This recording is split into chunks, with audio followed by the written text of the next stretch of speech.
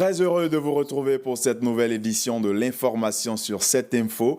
Au sommaire, la Coupe du Monde retourne dans ce journal sur les résultats des dernières rencontres des 16e de finale. Le gouvernement ivoirien annonce un vaste programme de 12 000 logements destinés à reloger les familles victimes des intempéries et des déguerpissements. Et en Birmanie, plus de 100 000 morts depuis le début de la guerre, selon l'ONG américaine ACLED. Mesdames et messieurs, bonjour.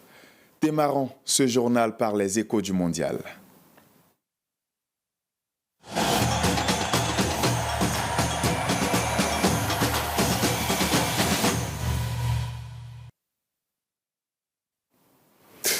Et pour en parler, nous sommes en compagnie de Mesmer Yao. Bonjour Mesmer. Bonjour Stanislas, bonjour à tous les téléspectateurs. Alors démarrons tout de suite avec la défaite, j'ai envie de dire inattendue et presque in extremis de la RDC. Oui, Stanislas, cette rencontre a tenu toutes ses promesses où les Congolais ont créé la surprise en ouvrant le score dès le but de l'égalisation à la 75e minute avant de s'offrir un doublé à la 86e minute.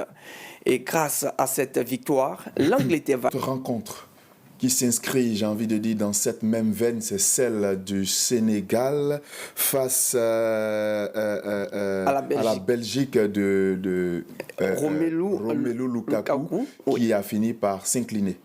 Oui, c'est une équipe du Sénégal que aussi nous avons trouvée très déterminante hier soir. Il faut dire que doublé la mise à la 51e minute par Ismaël Sarr. À une troisième rencontre, les États-Unis d'Amérique qui valident leur qualification pour les huitièmes de finale face à la Bosnie-Herzégovine. Et c'est sur un score de 2-0 que s'est terminée cette rencontre opposant donc les États-Unis à la Bosnie.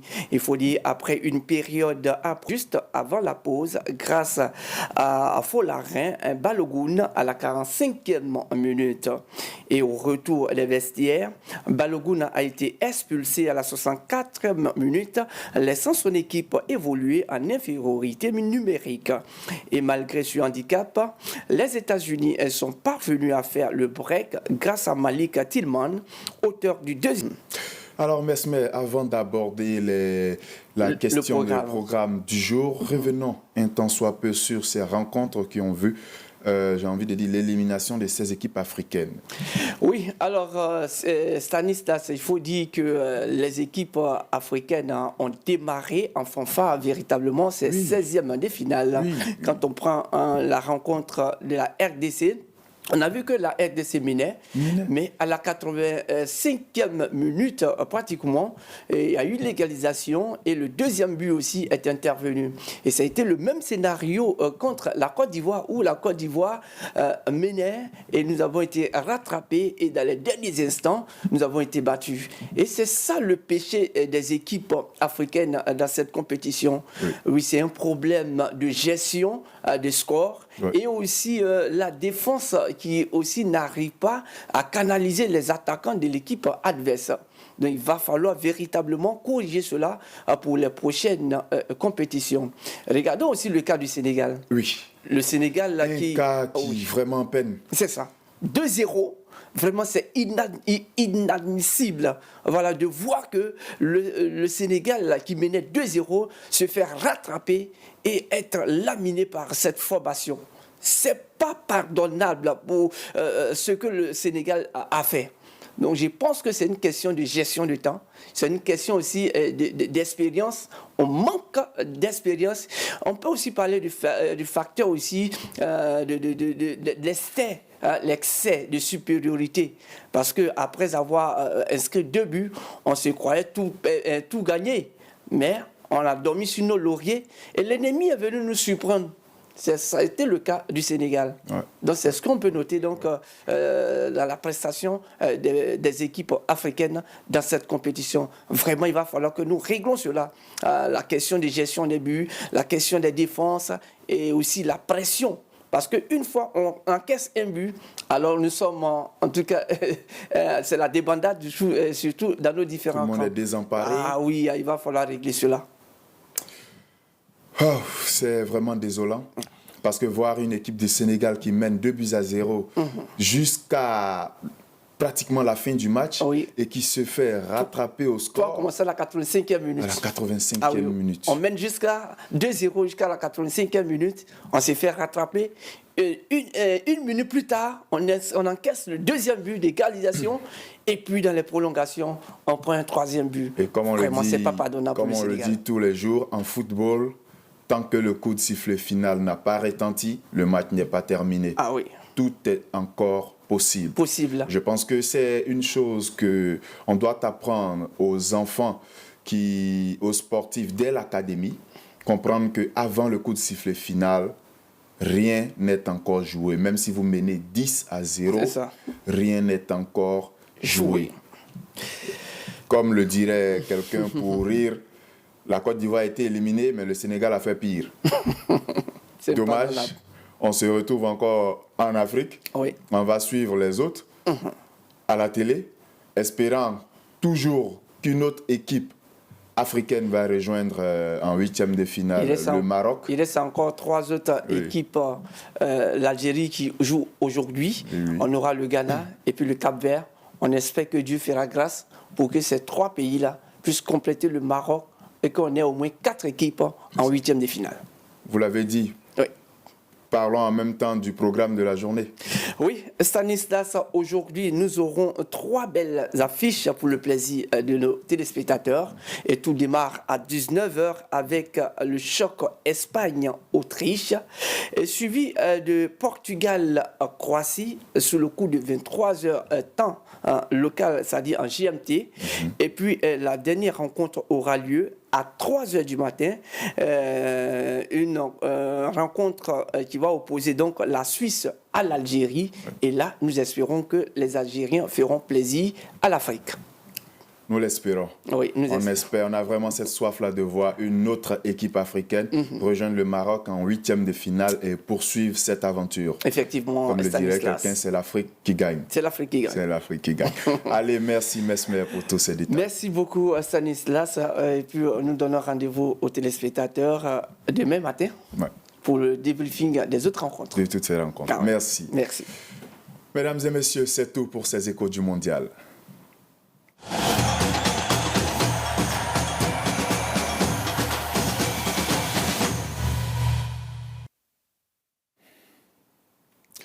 Dans l'actualité nationale, le gouvernement a présenté un nouveau bilan de la saison des pluies.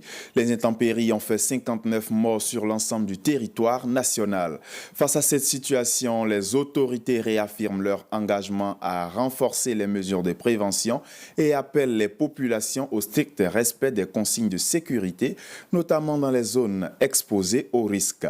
Écoutons à ce propos Hamadou Koulibaly, porte-parole du gouvernement. Pour ce qui est des inondations que nous avons connues, et notamment cette journée tragique du lundi dernier, le Conseil déplore un bilan particulièrement élevé de 59 personnes décédées cette année, alors que nous ne sommes qu'au début de la saison des pluies. Il est à noter que nous n'avons connu aucune victime dans les zones identifiées comme étant à risque et dont les populations ont respecté les consignes de sécurité du gouvernement et accepté de se déplacer. Le bilan le plus élevé revient à la commune d'Atekoubé avec une vingtaine de morts, où les populations ont, hélas, recolonisé des sites d'où elles avaient été déplacées. Le gouvernement regrette toutes ces victimes et présente ses condoléances aux familles des disparus et prompt rétablissement aux blessés. Le gouvernement appelle les populations à respecter toutes les mesures de sécurité qui sont édictées, notamment en quittant les zones identifiées comme à risque. Pour soutenir les victimes, le gouvernement entend mettre en œuvre des solutions durables. L'État annonce un programme de construction de 12 000 logements destinés au relogement des familles concernées. L'objectif est de réduire durablement leur vulnérabilité face aux catastrophes naturelles. Le reportage de Lucien Aussi et Fatou Kaloga. Les récentes pluies diluviennes à l'origine d'inondations et d'éboulements meurtrières dans plusieurs communes d'Abidjan ont remis en lumière la vulnérabilité des habitations installées sur des sites à risque. Dans le même temps, les opérations de déguerpissement se poursuivent dans plusieurs quartiers, notamment à Koumassi et Port-Boué, où de nombreuses familles ont dû quitter les emprises occupées. Pour répondre à cette double urgence, celle des sinistrés des intempéries et des populations déguerpies, le gouvernement passe à l'action. Réuni en Conseil des ministres, ce mercredi, il a annoncé la construction de 12 000 logements destinés à accueillir ces ménages. Le Conseil a entendu deux communications relatives à la situation des déguerpissements et de l'inondation due à une saison des pluies particulièrement abondante. En ce qui concerne les déguerpissements, le Conseil a noté avec satisfaction la mise en œuvre effective et diligente des instructions du chef de l'État relativement à la prise en charge des populations impactées. Ainsi, 2 sites de relogement ont été identifiés pour la construction de 12 000 logements à loyer modéré, devant permettre à terme de reloger environ 60 000 personnes.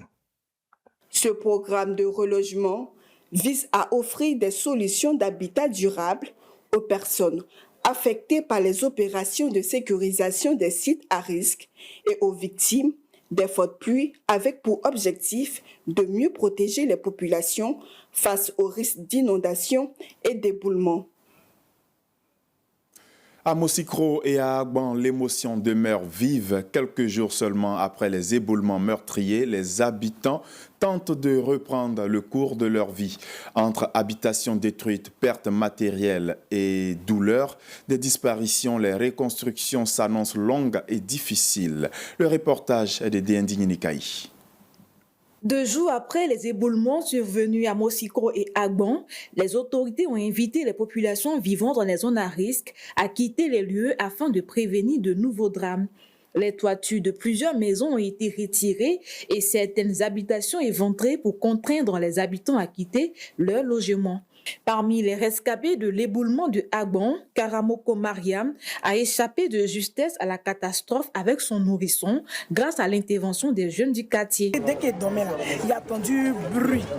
Donc là, quand il me suis réveillé, dès qu'ils y ont tiré, j'ai l'impression qu'ils ont déchiré le mur avec l'âme. Et puis ici, tout est venu sur moi avec le bonnet. Et mon bébé qui a 9 mois. Donc là, l'enfant était dans la boue, donc il a ouvert la boue et puis je l'ai pris. Lui-même, son nez, son visage, tout était dedans. Maintenant, la fille, le sel allait se coller contre le mur. Maintenant, il était arrêté. Il a commencé à crier. La voisine, le sel était la même chose. Le sel était aussi enceinte. Mais les jeunes sont venus l'aider. Maintenant, les jeunes sont venus, ils ont pris le marteau, tapé la fenêtre parce qu'ils n'arrivaient pas à respirer. Maintenant, ils ont soulevé l'enfant. Ils ont fait sortir, ils ont rabattu la fenêtre là. Ils ont fait sortir l'enfant avec plus mon bébé de 9 mois. Les personnes sinistrées ont été relogées dans des établissements scolaires. Sur les différents sites, des familles ont été aperçues arrivant avec leurs bagages. Les autorités communales se sont rendues auprès des familles endeuillées pour leur présenter leurs condoléances. Nous nous retrouvons aujourd'hui dans une salle de classe parce qu'il y a eu éboulement de terre.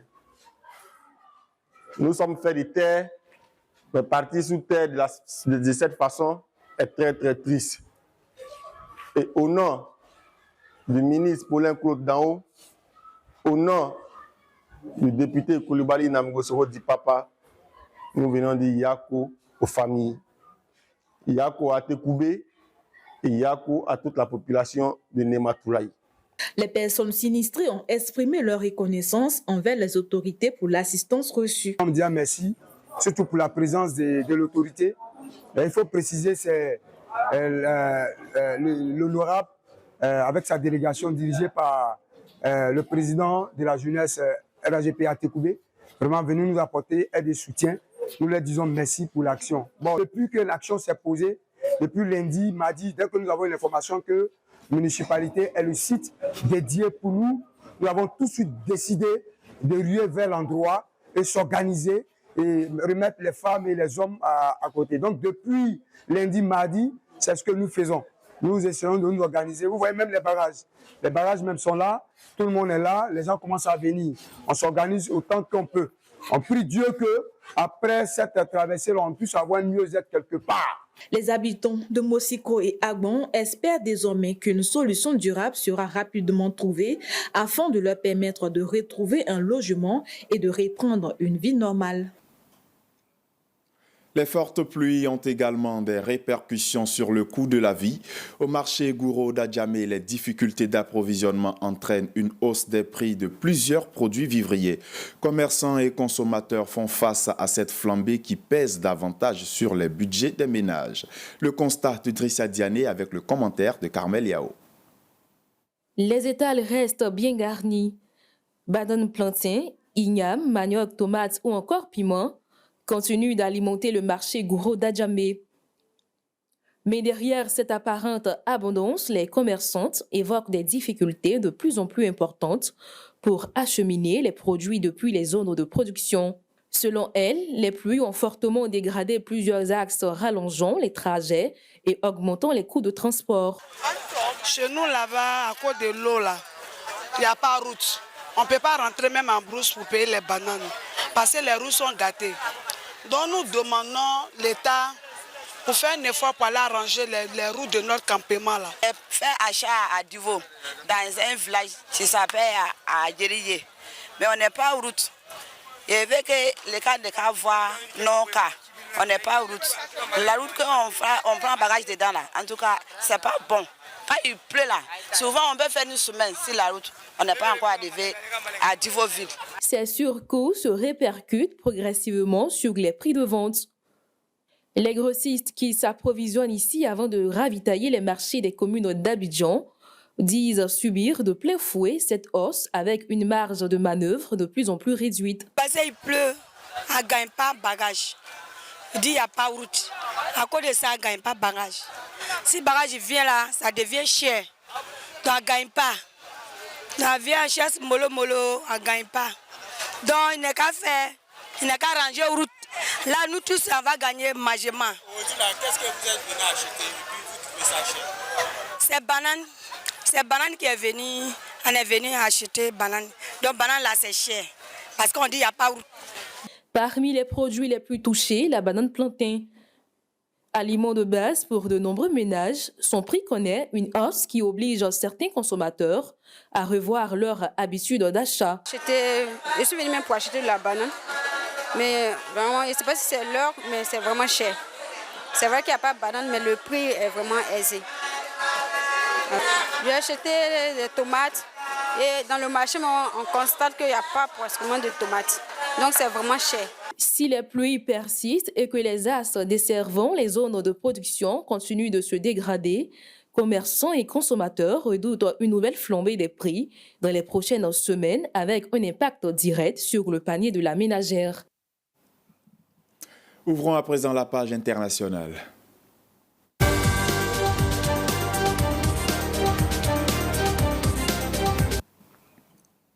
Plus de 100 000 personnes ont perdu la vie, toutes parties confondues, depuis le déclenchement de la guerre civile en Birmanie, consécutive au coup d'État militaire de 2021.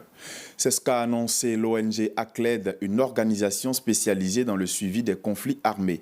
À la suite du putsch, les manifestations en faveur de la démocratie ont été violemment réprimées par les forces de sécurité. Face à cette répression, de nombreux militants pro-démocratie ont quitté les centres urbains pour rejoindre la lutte armée aux côtés des groupes issus des minorités ethniques, engagés depuis longtemps contre le pouvoir central. En l'absence de données officielles sur le nombre nombre de victimes, les estimations restent très variables. Les experts s'accordent toutefois à considérer ce conflit comme le plus meurtrier actuellement en cours en Asie. Voilà qui met fin à ce journal. Merci de l'avoir suivi. L'actualité continue sur 7info et sur 7info.ci. Au revoir.